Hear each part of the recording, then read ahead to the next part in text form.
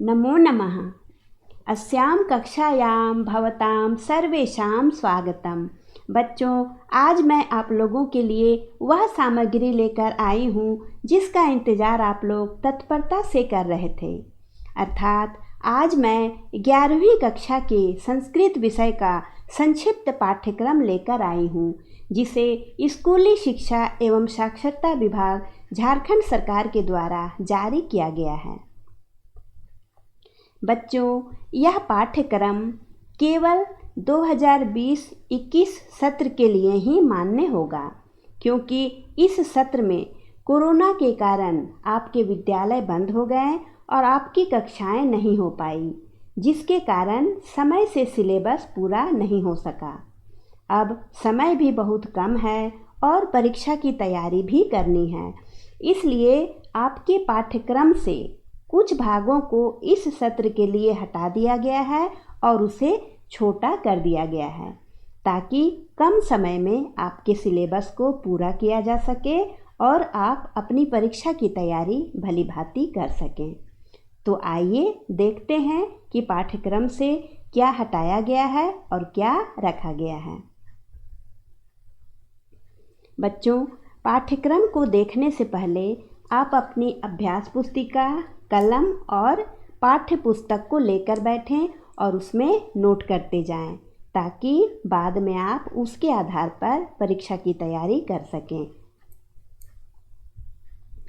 तो पहला है बच्चों, अपठित अवबोधनम। आपका जो प्रश्न पत्र होता है उसमें जो पहला प्रश्न होता है वह अपठित अवबोधनम ही होता है, यानी अपठित गद्यांश के आधार पर आपको प्रश्नों के उत्तर देने पड़ते हैं। एक गद्यांश दिया हुआ होता है जो आपकी पाठ्य पुस्तक का नहीं होता है, और उस गद्यांश को पढ़कर आपको प्रश्नों के उत्तर देने होते हैं। तो इस बार जो गद्यांश दिए जाएंगे उसमें इन आधारों पर प्रश्न पूछे जाएंगे। वाक्य कर्ता क्रियापद चयनम, यानी कि वाक्य से कर्ता और क्रियापद को चुनना होगा। सर्वनाम स्थाने संज्ञा प्रयोगः, सर्वनाम के स्थान पर संज्ञा का प्रयोग करना होगा, यानी कि प्रश्न में सर्वनाम दिया हुआ रहेगा और कहा जाएगा कि गद्यांश से चयन करें कि इसके स्थान पर कौन सी कर्ता पद होगा या कौन सा संज्ञा पद होगा। विशेषण, विशेष्य, पर्याय, विलोम पद आदि का चयन करना, ये सभी गद्यांश पर ही आधारित रहेंगे।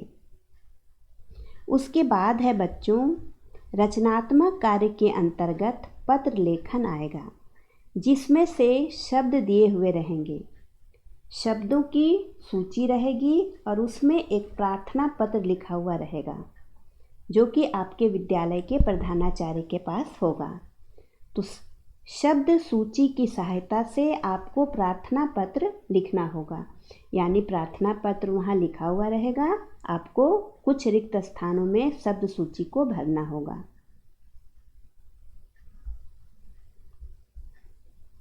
उसके बाद अनुप्रयुक्त व्याकरण, इसके अंतर्गत आपको पढ़नी है संधि। संधि में स्वर संधि पढ़नी है।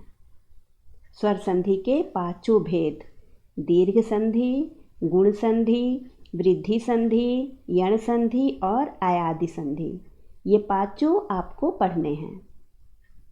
शब्द रूप के अंतर्गत बालक, फल, रमा, कवि, मति, नदी, मातृ, पितृ, तत्, अस्मद, ये सभी आपको पढ़ने हैं। तत् का बच्चों तीनों लिंगों में आपको पढ़ना है, स्त्रीलिंग, पुल्लिंग और नपुंसकलिंग में। ये हो गए आपके शब्द रूप। उसके बाद धातु रूप के अंतर्गत आपको पढ़ने हैं पठ, भू, गम, दृश्य, अस, सेव, ये सभी पढ़ने हैं।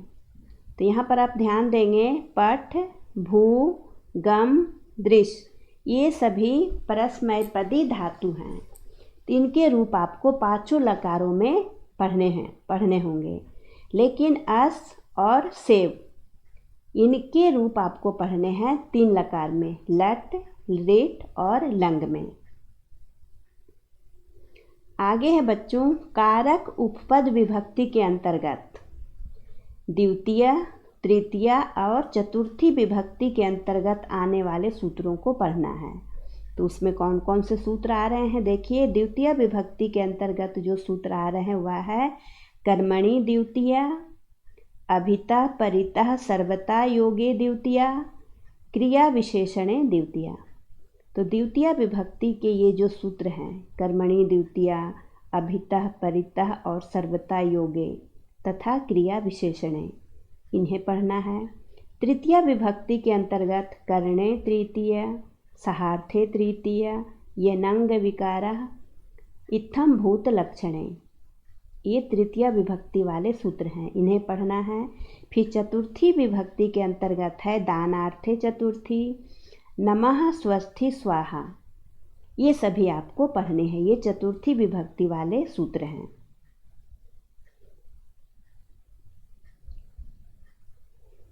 अब है बच्चों आपकी पाठ्य पुस्तक से कि किन किन पाठों को पढ़ना है। तो यहाँ पर आप ध्यान दें, अपने पाठ्य पुस्तक में आप टिक भी करते जाएं। प्रथमः पाठः वेदामृतम, इसे आप पढ़ना है आपको, तो इसमें आप टिक कर लें। इसमें 6 श्लोक हैं, वो 6 श्लोक आपको पढ़ना है पूरा। फिर द्वितीय पाठः ऋतुचित्रणम, इसे भी पढ़ना है, इसको भी पूरा पढ़ना है। इसमें 11 श्लोक है, वो पूरा पढ़ना है। आप अपनी पुस्तक में इसे टिक करते जाएं।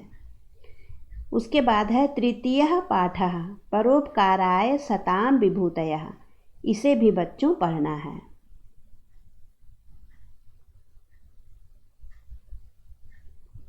चतुर्थ पाठ को छोड़ दिया गया है, उसको आप कट कर लें। उसके बाद है पंचमः पाठः सवर्ण सकटिका, इसे पढ़ना है। यह नाटक है और इसको आप पूरा पढ़ना है। फिर है षष्ठ पाठः आहार विचारः, इसे भी पढ़ना है।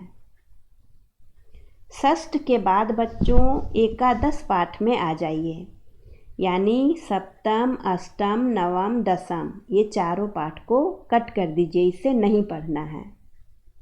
एकादशः पाठः में है ईशः कुत्र अस्ति, इसे पढ़ना है। एकादशः के बाद द्वादशः पाठः, यानी कि अंतिम पाठ, इसे पढ़ना है। गांधीनः संस्मरणम, इसे आप टिक कर लें। उसके बाद रचनाकाराः, यानी कि इसमें आपको ग्रंथों के नाम दिए जाएंगे और उनके कवियों और लेखकों के नाम आपसे पूछे जाएंगे। तो इसकी तैयारी आपको करनी है। फिर संस्कृत साहित्य परिचय के अंतर्गत गद्य साहित्य, पद्य साहित्य, नाट्य साहित्य और चंपू काव्य, यानी गद्य काव्य, पद्य काव्य, नाट्य काव्य और चंपू काव्य, ये चारों आपको पढ़ने हैं। इन्हीं के आधार पर परीक्षा में प्रश्न पूछे जाएंगे। तो ये रहे बच्चों आपके संक्षिप्त पाठ्यक्रम। अब आपको इसी के आधार पर परीक्षा की तैयारी करनी है और इसी के आधार पर पाठ्य पुस्तक को पढ़ना है, क्योंकि इस बार परीक्षा में जो भी प्रश्न आएंगे इन्हीं पाठ्यक्रम पर आधारित होंगे। तो आशा है बच्चों आपको समझ में आ गया होगा। अब आप पाठ्यक्रम को अपनी अभ्यास पुस्तिका में नोट करके रख लें, ताकि पढ़ते समय आपको बार बार वीडियो खोलकर देखने की आवश्यकता ना पड़े। आशा है बच्चों आप मन लगाकर पढ़ेंगे और परीक्षा की तैयारी अच्छी तरह से करेंगे। धन्यवाद।